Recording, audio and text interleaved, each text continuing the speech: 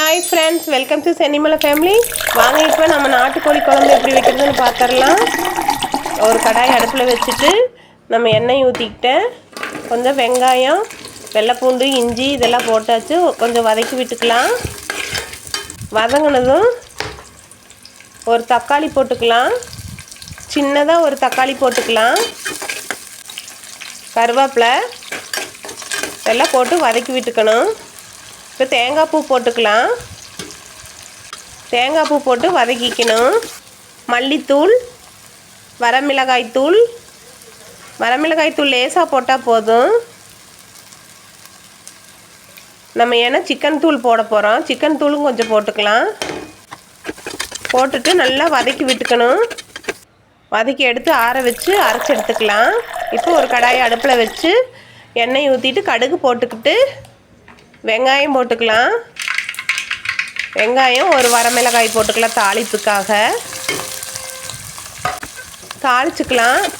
நல்லா வதக்கி விட்டுட்டு கருவேப்பிலையும் போட்டு வதக்கிக்கணும். நல்லா வதக்கிட்டு இப்போ அரைச்சி வச்சுருக்கிற அந்த பேஸ்ட்டு போட்டுக்கலாம். மசால் பேஸ்ட்டு இப்போ அரைச்சோம்ல ஃப்ரெண்ட்ஸ், அதை போட்டுக்கலாம். போட்டு நல்லா வதக்கி விட்டுக்கணும். அந்த பச்சை வாசம் போகிற அளவுக்கு நல்லா வதங்கட்டும். வதங்கினதுக்கப்புறமா நான் மஞ்சத்தூளும் உப்பும் போட்டு வேக வச்சு எடுத்து வச்சுருக்கிறேன் நாட்டுக்கோழியை. அதை போட்டுக்கலாம். நாங்கள் சூப்பு குடிச்சிட்டோம். அந்த தண்ணியவே குடிச்சிட்டோம். எனக்கு சளி பிடிச்சிருக்கிறனால தான் நாட்டுக்கோழி செய்கிறேன். அந்த சூப்பு தண்ணி குடிச்சிட்டேன். அந்த மீதியை அதுலேயே ஊற்றிட்டோம். நல்லா கொதி வரட்டும், பச்சை வாசம் போக வரையிலும். எப்போ நம்ம தண்ணி குழம்பு வச்சு சால்ட்டும் போட்டுட்டோம் ஃப்ரெண்ட்ஸ். தண்ணி குழம்பு வச்சுட்டு நம்ம கறி எடுத்து வறுத்துருவோம். இன்றைக்கி இந்த மாதிரி டிஃப்ரெண்ட்டாக செஞ்சு பார்ப்போமேன்ட்டு செஞ்சுருக்கேன். மல்லித்தலை போட்டுக்கலாம். கறியெல்லாம் வெந்துருச்சு, நல்லா வெந்துருச்சு.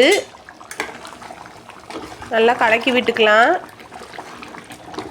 இப்போ நாட்டுக்கோழி குழம்பு ரெடி ஆயிடுச்சு ஃப்ரெண்ட்ஸ்.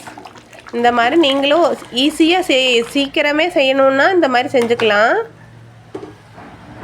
இப்போ எடுத்து சேவ் பண்ணிக்கலாம். சுட சுட சாதத்துக்கு நாட்டுக்கோழி குழம்பு ஊற்றி சாப்பிட்டா அவ்வளோ ருசியாக இருக்கும். நீங்களும் இந்த மாதிரி செஞ்சு பாருங்கள் ஃப்ரெண்ட்ஸ். ரெடி ஆயிடுச்சு. தேங்க்ஸ் ஃபார் வாட்சிங்.